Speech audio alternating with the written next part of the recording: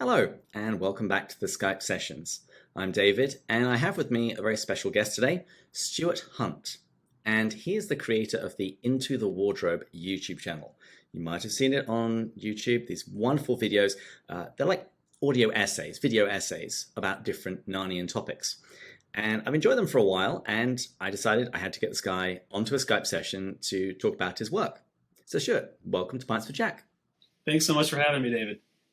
So, can you just situate us? Who are you? What is your day job? And why did you decide to start a Narnia YouTube channel? Sure. So I am a longtime fan of C.s.Lewis, particularly of the Narnia series, also a big Ransom trilogy fan. My day job, I'm a creative director at a higher level Christian institution.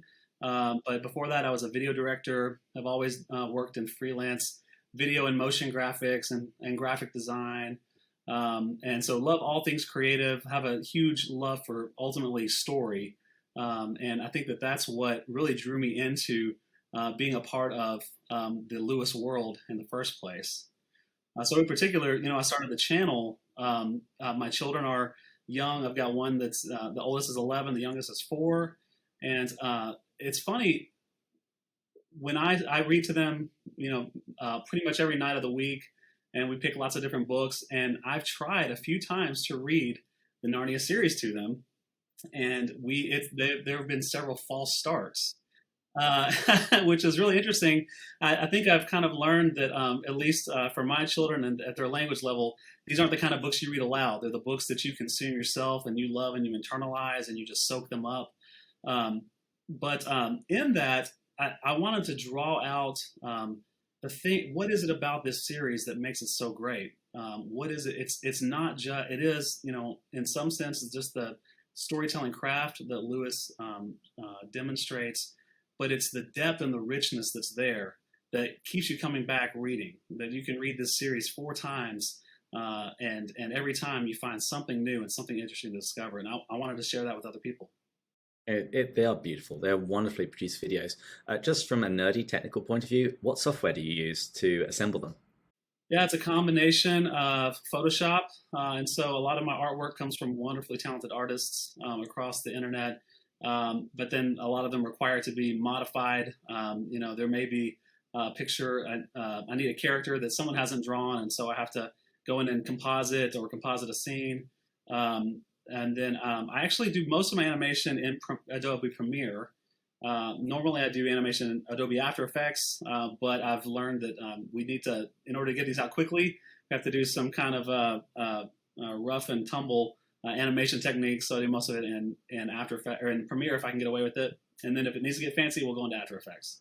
Well, we'll talk about some of the videos that you've put out in a little bit, but I wonder, do you have a roadmap planned, or is it simply thinking about what great things about Narnia you want to explore or think about or talk out loud? Yeah, I think that I do have some big stones that I have set in place that I want to try to hit on this year. But I also want to be agile and listen to the fans and listen to what they're interested in. I've been surprised, actually, that the characters that have been requested are not the characters that I would have expected. And a good friend of mine runs a Lord of the Rings channel. His name is Nerd of the Rings. It's his channel. And he warned me about this. And he said, people love the baddies. Yeah. Get ready for that. Part of my day job has to do with YouTube channel growth also. And so I understand the need to stay agile, to pay attention to the algorithm as well. My goal is not only to create these, but for people to see them. And so as part of that, I don't want to limit myself too much. You just have to do lots of clickbaity videos like, who would Aslan vote for? I think, I thought about that. Is Aslan the evil one and things like that? Mm-hmm. Wow. What would you say have been some of the highlights and lowlights, if there have been any, in running the channel so far? Oh man, the highlights for me, I believe, have to do with the way that fans and watchers have reacted and been encouraged. I'm a Christian myself, and for me, the spiritual elements in Narnia, you can't separate them from the stories. And so I and I think that it would be a disservice to the stories to try to separate them. And so for me, if you watch my channel, you'll see that one of the things that I labor over is the big "so what" in these. I appreciate you calling them video essays. I think that's accurate. I think they're more than just simple, basic lore stories. And so pulling the "so what" out of there, what's the lesson that we take away from this? How does this truth or how does this story change us or affect us individually? And so I think my highlights have been feedback from the fans when they say, "Man, I read this and I was encouraged and I was inspired," or it changed. It changed the way that I thought about this thing or thought about myself. I think that's really important. I think the low light is actually in the same vein, and so I do sometimes labor over these, and I rewrite the scripts. My next episode is about the wood between the worlds, and that's been very, very tricky. I've known since I read Magician's Nephew the first time that there's something deeper there, even in the description and what happens in the wood between the worlds, that Lewis is communicating or that he's internalized.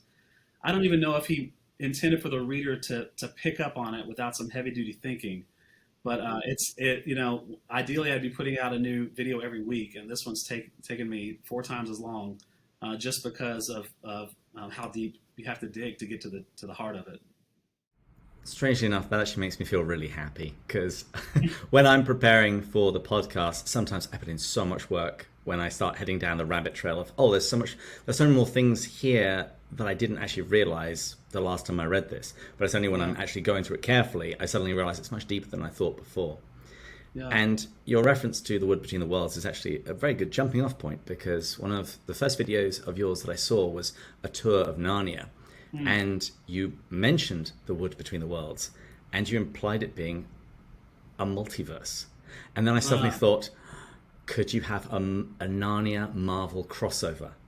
If the children had jumped through one of those portals, would they have ended up in Asgard? Yeah, I think you could. I think that's part of the beauty of the wood between the worlds, is that anything is possible. And I think it's in that video that I mentioned, it may have been another one, but mentioned the idea that there's so much, no, it's actually Lady the Green Kirtle, that one of the things that I love, even as a filmmaker, is what's outside of the frame, what's beyond that you don't see. I think Lewis, it's one of the reasons that I advocate the original published reading order, is because only at this moment, after you think that you know the world of Narnia and the universe and its history so well, does Lewis open up this brand new possibility of the unknown, where really anything's possible. Yeah. I agree. Actually, it makes me even more excited about the Netflix Narnia series, because, man, talk about anything being possible. Yeah, but that also scares me. Agreed. I would feel so much happier if we could have a face, if there was somebody that I could talk to and they could reassure me that they actually understand his books and absolutely love them, and don't want to just jam something very foreign into it. But I agree. I think there could have been a real cottage industry. I'm sure the C.s.Lewis company would probably bring the hammer down on it. But the world is certainly big enough to have all of these side adventures. Yes. Like in Star Wars, you have the Han Solo story and the Boba Fett story, and you can have all of these stories running alongside, and it doesn't actually have to pollute the main story. The main arc. That's absolutely correct. I agree. Now, one of the things that you mentioned in that Tour of Narnia video, which I thought was great, and I actually have a map of Narnia in my living room, as all right-thinking people do. Yes. But I did like the fact that you touched on the fact that Narnia is both the land and the world as a whole. Because one of the things that slightly annoyed me in the Voyage of the Dawn Treader movie is that one of the kids, when they just land in the water next to the Dawn Treader, they said, "Are we in Narnia?" And they said yes. And it's like, well, not really. Yeah. You're in the world that we call Narnia, but the land is very, very distinct. It gets kind of annoying, though, to have to clarify exactly what you mean sometimes. It would have been nice, but then again, how do you describe our universe? I want to say the world of man. Well, no, not exactly. One of the amazing things is when you start to understand that there is a multiverse, but nothing is sterile and distinct and walled off, and that we have apparently for centuries and maybe millennia been intermingling these worlds. And you see that, okay, Jadis is part Jinn, yet the Jinn are also exists in our world, and they're known about in Narnia. How does that happen? Well, it's a much more porous multiverse than we originally anticipate. I like that description, a porous multiverse. Because I remember when I first read, well, I had it read to me, Prince Caspian, and suddenly found out that there was this other group of men that had just wandered into a cave and found themselves in the land of Narnia. And it fired my childhood imagination as to who else might have stumbled in. Yeah, and Yes. I started checking the different closets and doorways in my house much more carefully. Lots of possibilities there. Yeah. I actually visited Lewis's house, and every single person, when they walked past the wardrobe, just cracked it open, peeked Gotta open inside. it. You've got to wonder. Well, you would kick yourself otherwise, right? Yeah. I would love to go someday. I'd love to go. How was the trip? Oh, wonderful. And as soon as England opens back up, I'm taking my wife there. Apart from else, because my family haven't actually met my wife since she became my wife. So I figured that would be a nice thing for them. But also when we went to Oxford, we focused mainly on G.K. Chesterton because there was a huge cache of his stuff there. And I was trying to play it cool and not let my soon-to-be fiance realize what a C.s.Lewis freak I was. But we will be going to the kilns next time. Good for you. Yes. Have to do it. Well, let's talk about some of the other video essays that you've done. One of the ones that I really liked is Aslan is not safe. And it's hard for me to remember exactly what I thought when I first heard Narnia, because I heard them from the beginning, from the earliest points in my life. But every time I go back to The Lion, the Witch, and the Wardrobe, the point where I really get hooked is when they're with the beavers, and Mr. Beaver says, Aslan is on the move. And they ask, is he a man? And he says, no, he's a lion. And it's like, well, it's kind of scary. Is he safe? And he says, he's not safe, but he is good. And that, for me, is the real hook of Narnia. From that point onwards, I'm sold. This is interesting. So what were you trying to explain in that video essay? Yeah, well, first of all, isn't it amazing, just that phrase, Aslan is on the move? I'm sure the first time I read it, my heart skipped a beat. I don't know what it is about the magic of that sentence. Even, I think the movie, the way that Mr. Beaver performed that line was spot on perfect. But the same with Aslan is not safe. I think that it's a line that we skip over, we read over quickly, we get it, we think, oh, that's a clever, kind of a concept, but what does it really mean? And I think in this world today, I think the main reason that I was inspired to do this essay was because we live in a world that is just absolutely obsessed with safety. COVID has kind of highlighted that for us a little bit, and kind of understanding what does it mean to be safe. But we've been heading that direction for years.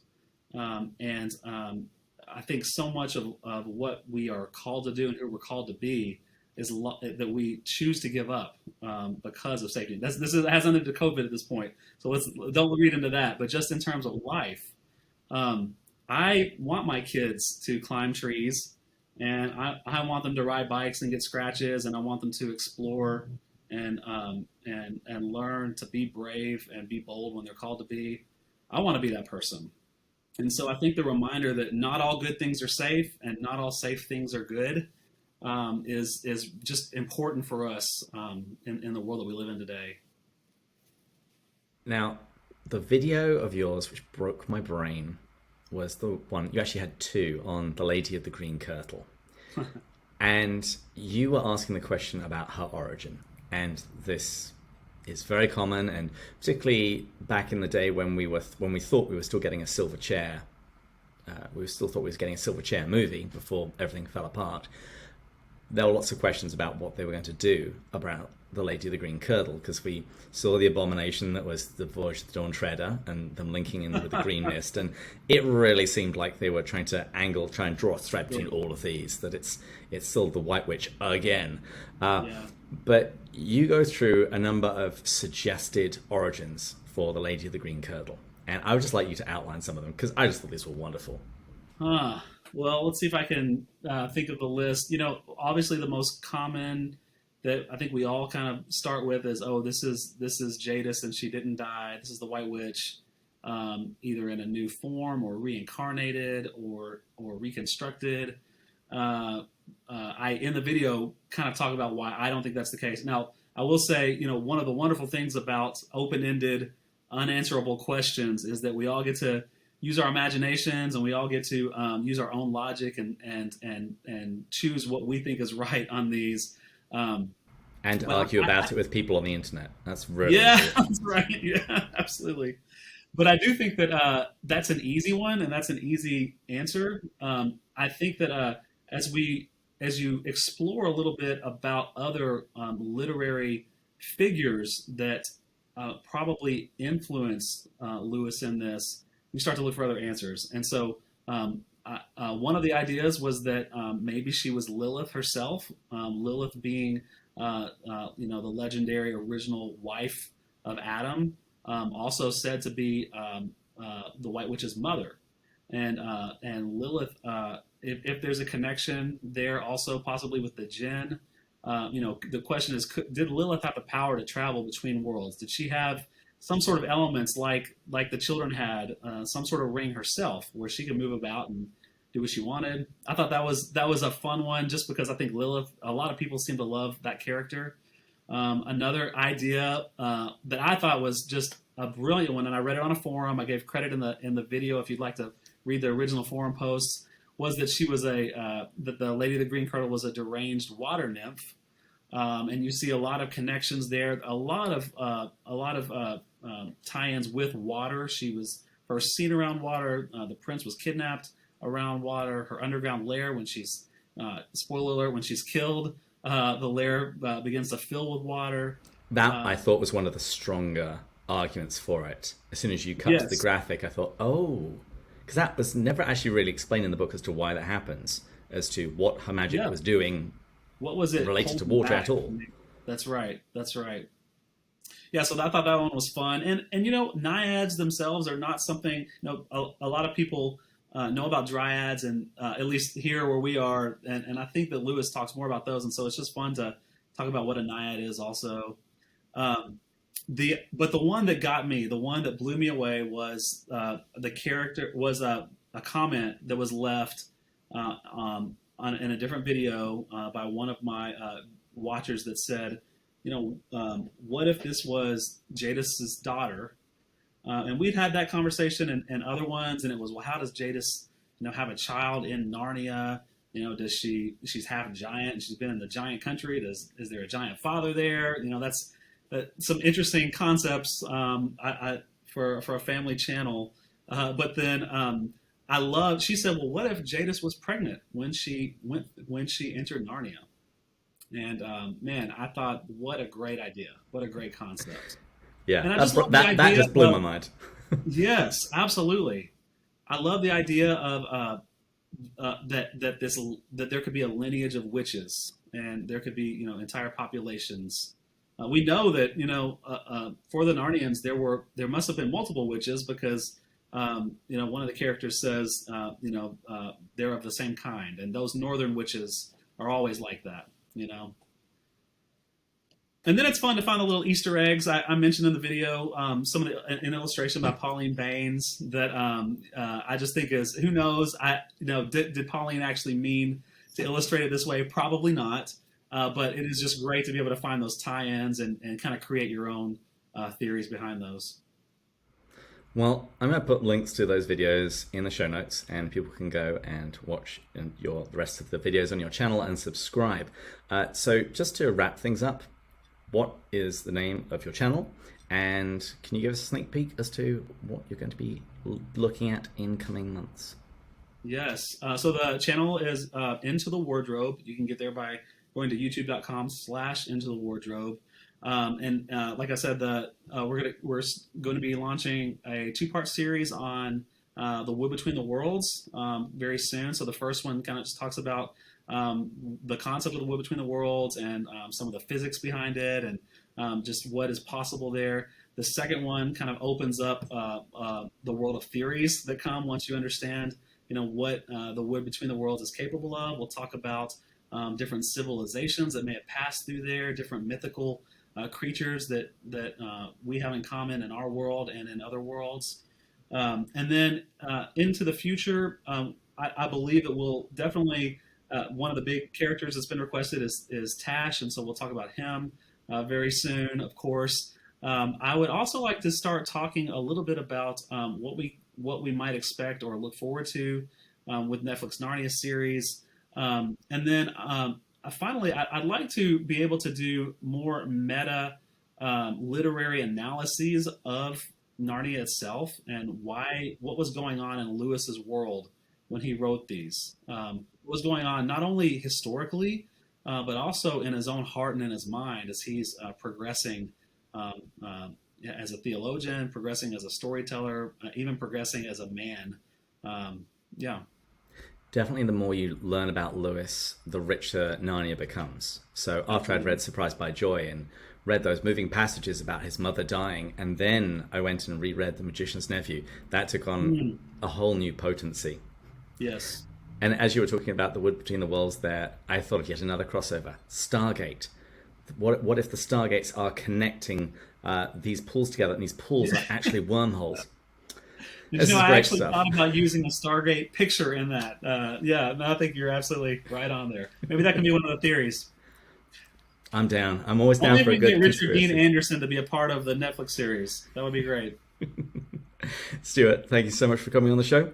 And watchers, listeners, please join us next time when we'll go further up and further in. Cheers.